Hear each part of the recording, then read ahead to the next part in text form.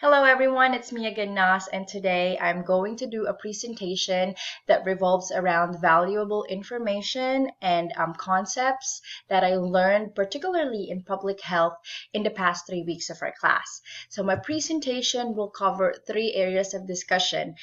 First, I'm going to briefly discuss what public health is, its goals and purpose, and why and how public health is the topic that really stood out to me the most so far in our session's reading.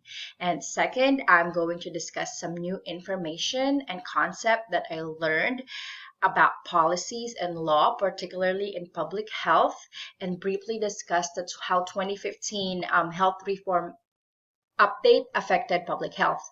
And finally, I'm going to discuss how the new concept, all new kind of new concept and information that I learned about public health can impact myself and my family, and discuss public health on a biblical perspective. So let's get started. So public health, according to the Center for Disease Control and Prevention, or CDC, is defined as the science and art of preventing disease, prolonging life, and promoting health through the organized efforts and informed choices of society, organization, public and private communities, and individuals. So, in other words, public health works to protect and improve the health of and lives of individuals, families, communities, and of course, the whole population. Public health is practiced at the local level, state level, the national level, and most certainly the global level.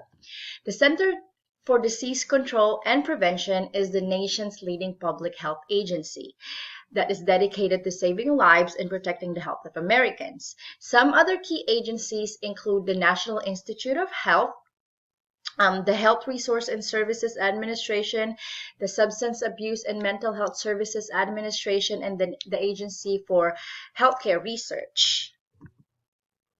So the Center for Disease Control and Prevention identified the 10 essential public health services.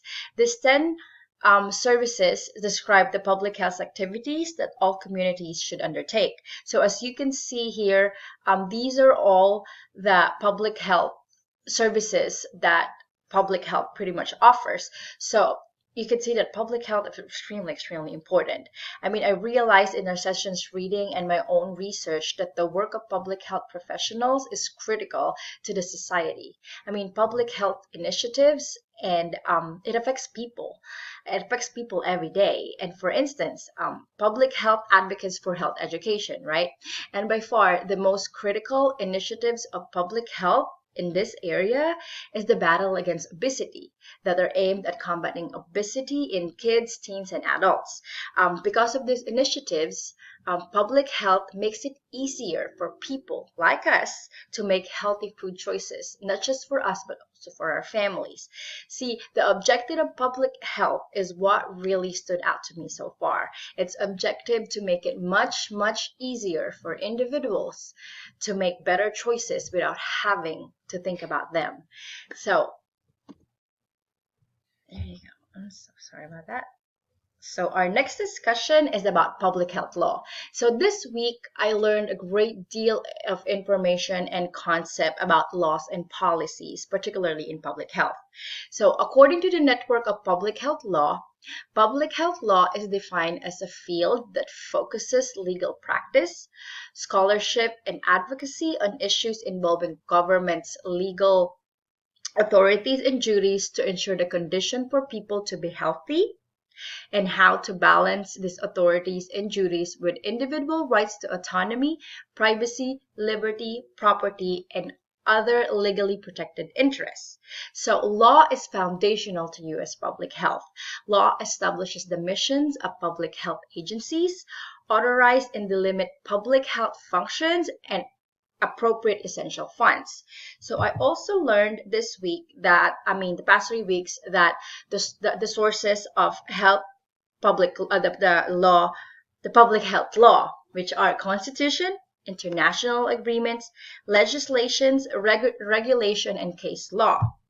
And there is also the state government police power, which, according to the Network for Public Health Law, police powers may be used by states to promote laws in the interest the general welfare and health of society. So example of these police power include isolation and quarantine. You can see community vaccination, licensure of medical professionals, and the response to public health emergencies such as bioterrorism or infectious disease outbreaks. So let's talk about the 2015 annual health reform update. So the 2015 annual health reform made a great impact on public health as it actually creates new opportunities for better health for more people across the nation. So public health services can reach more people because of the reform. Programs and services such as home visiting and other maternal child health programs and specialized behavioral health services will be made available to the general population, in addition to programs of preventions and protections. So our third discussion is about the impact of public health. So while most people know public health is important, they aren't always sure what it is on how it affects their lives. I mean, for me, public health makes a great impact on my lifestyle. Particularly my lifestyle choices. So, and not just me, it also affects my family, my husband, my children. You know, public health educates and protects me and my family by preventing epidemics and the spread of diseases. It also educates me by promoting healthy lifestyle for my children and family members. Public health also protects me and my family against hazards at home, at work, community, and the environment that I'm in. And finally, public health educates me how to prepare and respond for emergencies. So on a biblical perspective, I found this two verse really relevant to the topic about public health. So on a biblical perspective, the prevention, I'm so sorry. Okay. Prevention of diseases that aims to take care of our bodies, that public health advocates, has a biblical undertones. So the Bible takes a very high view of the physical, especially our physical bodies. We were created in the image of God, as the scripture revealed in Genesis 1 verses 2. Not only did God create us with physical bodies, He personally incarnated into a physical body, healed physical bodies, was resurrected with a physical body, and gave the gifts of healing of physical bodies to His disciple in the church. So the Bible teaches that God values our physical bodies. He considers our bodies as the temple of the dwelling place of the Holy Spirit, as revealed in 1 Corinthians 6 verse 19. So as Christians, we are not called to neglect our physical bodies. We need to practice taking better care of our physical bodies in order to honor God, so as created beings. In other words, as Christians should pursue healthy eating habits, exercise regularly, avoid harmful substances, to make our physical body stronger, that will then lead for our bodies to fight these illnesses and diseases. So all this is what public health advocates, as you can see, they're all tied together. Everything that God wanted us to do, everything that God instructed us to do, are all what public health advocates. So it advocates for the whole population to be healthy mentally, emotionally, and above all, physically. So there you have it. Thank you so much for watching. Sorry, here's my reference slide. There you go. Thank you so much for watching.